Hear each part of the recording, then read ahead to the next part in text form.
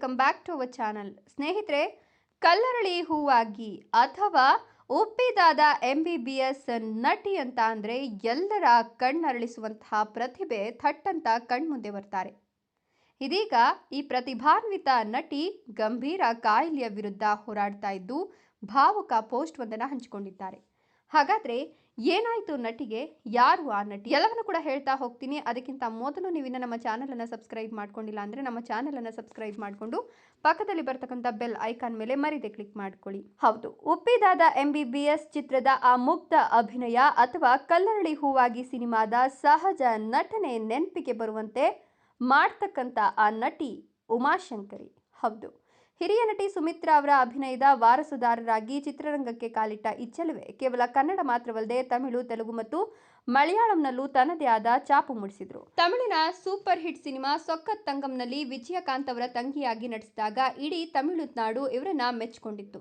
ಸುಮಾರು 19ಕ್ಕೂ ಹೆಚ್ಚು ಚಿತ್ರಗಳಲ್ಲಿ ಮಿಂಚಿದ ಇವರು ತಾರವರ್ಚಸ್ಸಿನ ನಡುವೆಯೂ ತಮ್ಮ ಸರಳತೆಗೆ ಹೆಸರಾಗಿದ್ರು. ಆದರೆ ಉತ್ತುಂಗದಲ್ಲಿದ್ದಾಗಲೇ ಇವರು ಸಂಸಾರದ ಕಡೆಗೆ ಪಯಣವನ್ನು ಬೆಳೆಸಿ 2006ರಲ್ಲಿ ವೈವಾಹಿಕ ಜೀವನಕ್ಕೆ ಕಾಲಿಡ್ತಾರೆ. ಅದಾದ ನಂತರ ಚಿತ್ರರಂಗಕ್ಕೆ ಗುಡ್ ಬೈ ಹೇಳ್ತಾರೆ. ರಸಿಕರ್ ಮಂದ್ರಂ ಇವರ ಕೊನೆಯ ಚಿತ್ರವಾಗುತ್ತೆ. ಸುಮಾರು 2 ದಶಕಗಳ ಕಾಲ ಇವರು ಲೈಮ್ಲೈಟ್ನಿಂದ ದೂರವಿದ್ದಂತಹ ನಟಿ ಇದೀಗ 2 ದಶಕಗಳ ಕಾಲ ಸೈಲೆಂಟ್ ಆಗಿದ್ದವರು ತಕ್ಷಣ ಸೋಷಿಯಲ್ ಮೀಡಿಯಾದಲ್ಲಿ ಕಾಣಿಸಿಕೊಂಡಿದ್ದು ಒಂದು ಸಂಕಷ್ಟದ ಸುದ್ದಿಯೊಂದಿಗೆ. ಹೌದು, ತಮಗೆ ಕ್ಯಾನ್ಸರ್ ಇರೋದಾಗಿ ತಿಳಿಸಿದ್ದು ಎಲ್ಲರನ್ನ ಕೂಡ ಬೆಚ್ಚಿ ಬೀಳಿಸುವಂತೆ ಮಾಡಿದೆ.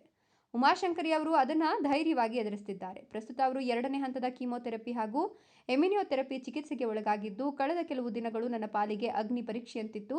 ದೈಹಿಕವಾಗಿ ಮತ್ತು ಮಾನಸಿಕವಾಗಿ ಸಾಕಷ್ಟು ಬಳಲಿದ್ದೇನೆ. ಆದರೆ ನಾನು ಸೋಲುಪ್ಪಲು ಸಿದ್ಧ ಇಲ್ಲ ಅಂತ ಅವರು ಸಾವಿರಾರು ಜನರಿಗೆ ಸ್ಫೂರ್ತಿಯಾಗುವ ಮಾತುಗಳನ್ನು ಹೇಳಿಕೊಂಡಿದ್ದಾರೆ. ವೈದ್ಯರ ಚಿಕಿತ್ಸೆಯ ಜೊತೆಗೆ ನನ್ನ ತಾಯಿ ಸುಮಿತ್ರಾ ಹಾಗೂ ಇಡೀ ಕುಟುಂಬ ನೀಡ್ತಿರುವ ಬೆಂಬಲವೇ ನನಗೆ ದೊಡ್ಡ ಶಕ್ತಿ ಅಂತ ಈ ನಟಿ ಹೇಳಿಕೊಂಡಿದ್ದು, ನೀವು ಗೆದ್ದು ಬರ್ತೀರಾ, ಹಳೆಯ ಉಮಾಶಂಕರಿಯಾಗಿ ಮತ್ತೆ ನಗುಮುಖದೊಂದಿಗೆ ಕಾಣಿಸ್ಕೊಳ್ತೀರಾ ಅಂತ ಒಂದಷ್ಟು ಜನರು ಕಮೆಂಟ್ಸ್ ಕೂಡ ಮಾಡ್ತಿದ್ದಾರೆ. ಕ್ಯಾನ್ಸರ್ ಅನ್ನೋದು ಕೇವಲ ಕಾಯಿಲೆ ಅಲ್ಲ, ಅದನ್ನ ಗೆಲ್ಲುವ ಮನೋಬಲ ಹೊಂದಿದ್ರೆ ಯಾವುದು ಅಸಾಧ್ಯ ಇಲ್ಲ ಅನ್ನೋದನ್ನ ಉಮಾಶಂಕರಿ ಅವರು ಸಾಬೀತುಪಡಿಸ್ತಾರೆ. ಶೀಘ್ರದಲ್ಲೇ ಅವರು ಗುಣಮುಖರಾಗಿ ಮತ್ತೆ ಲವಲವಿಕೆಯಿಂದ ಇರಲಿ ಅಂತ ನಾವೆಲ್ಲರೂ ಕೂಡ ಆಶಿಸ್ತಾ ಅವರಿಗೆ ಧೈರ್ಯದ ಕಮೆಂಟ್ಸ್ ಮೂಲಕ ಅವರ ಜೀವನಕ್ಕೆ ಒಳ್ಳೆಯದಾಗಲಿ ಅಂತ ನಾವು ನೀವು ಶುಭ ಹಾರೈಸೋಣ.